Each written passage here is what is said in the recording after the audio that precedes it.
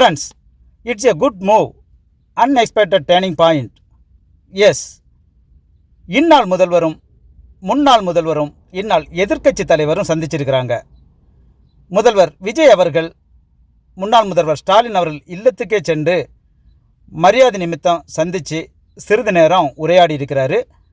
கூடவே எதிர்க்கட்சி தலைவர் உதயநிதி ஸ்டாலின் அவர்களும் இருந்திருக்கிறாரு.